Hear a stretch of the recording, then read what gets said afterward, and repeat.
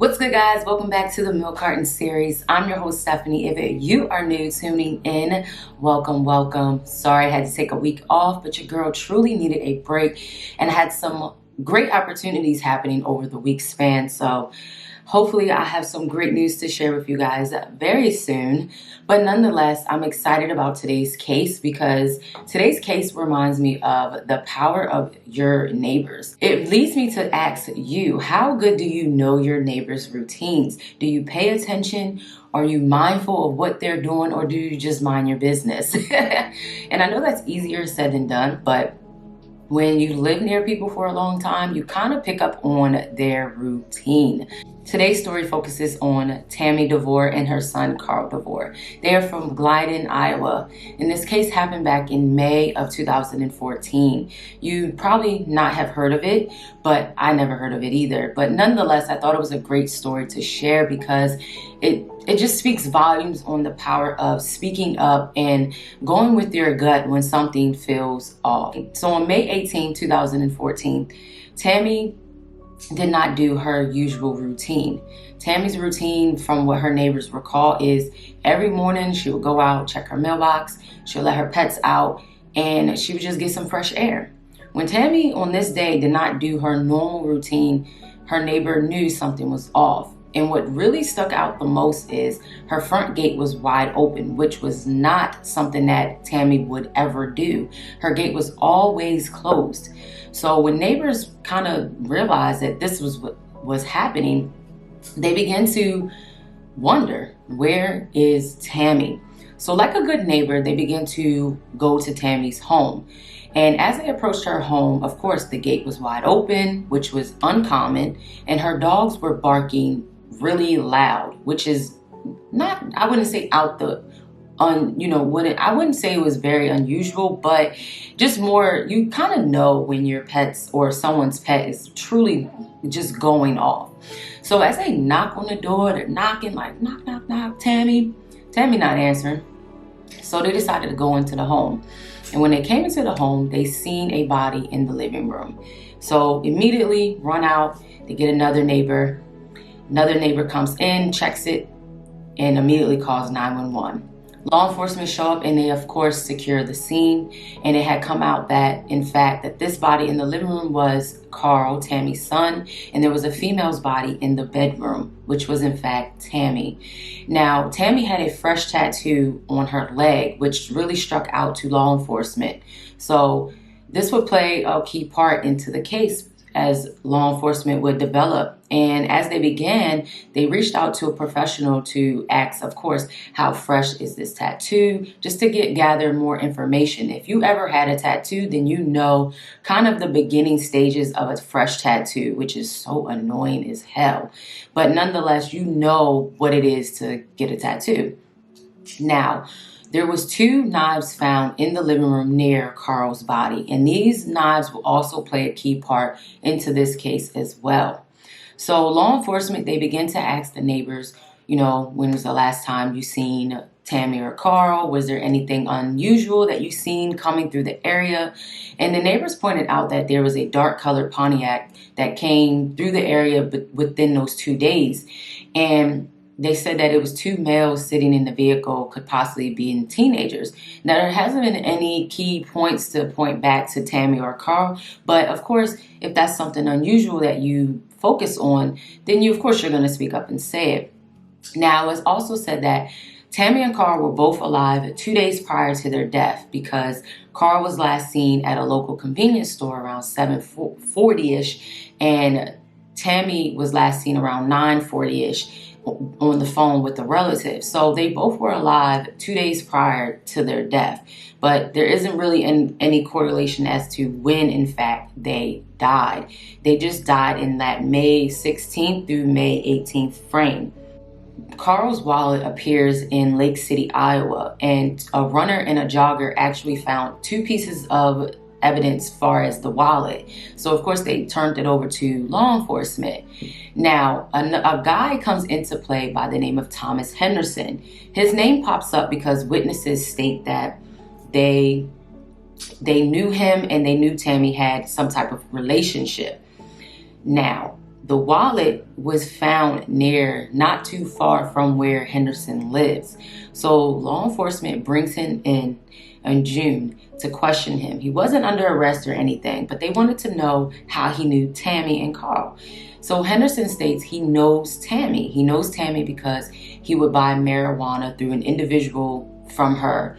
Either way, he knew Tammy in the correlation, but he did not know Karl like that. So law enforcement then, of course, begins to see if maybe he has any visual marks on him, because these two both died by blunt force trauma. And Karl, he also was struck with a sharp object, of course, because of those knives that came into play. And law enforcement also checked Henderson's home. And when they searched his home 2 times, they found an amateur tattoo kit. And as this case begins to unfold with the evidence, there was a needle that matched the needle in this kit. And again, Tammy had a fresh tattoo. So he states that he just begins, to tattoo, whatever, right? But it's like, how did it go from this to death? Like, how? So when the DNA evidence came back from those knives, it in fact matched Henderson. And you're probably wondering, well, how did they get Henderson's DNA? He didn't give up his DNA. But this bozo didn't realize, because he did a prior crime, his DNA was in the national database.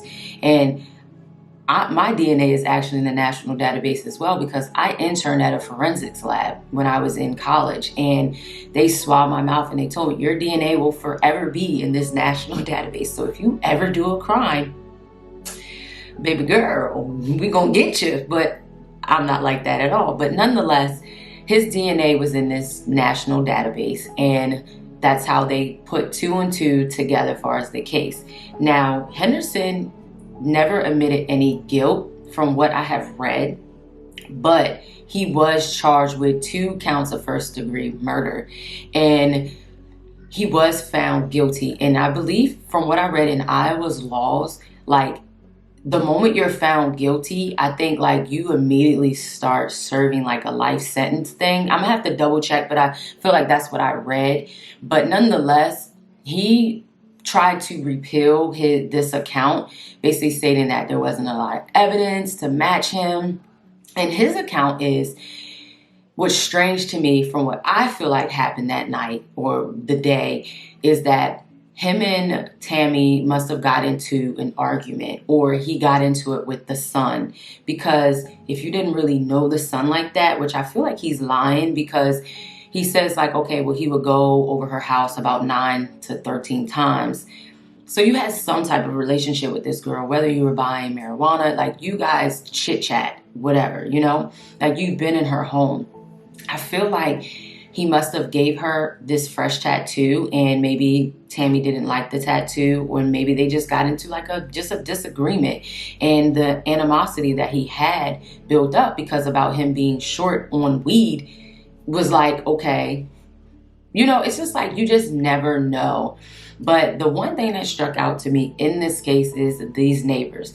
They are the true MVPs, because they legit knew something was off with their friend, and they knew that, no, we need to check up on her.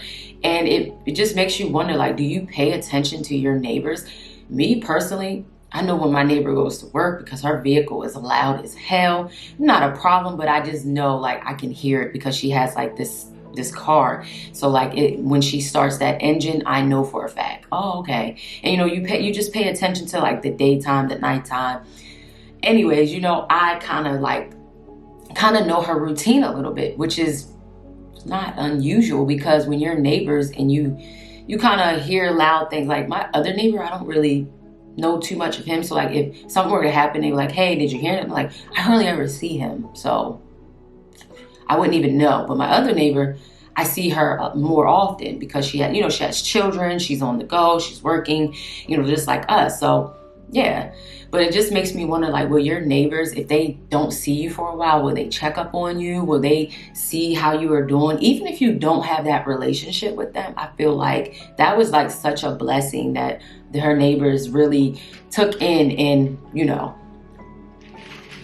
But it's sad, because Tammy and Karl lost their life, and it probably was really petty to be honest.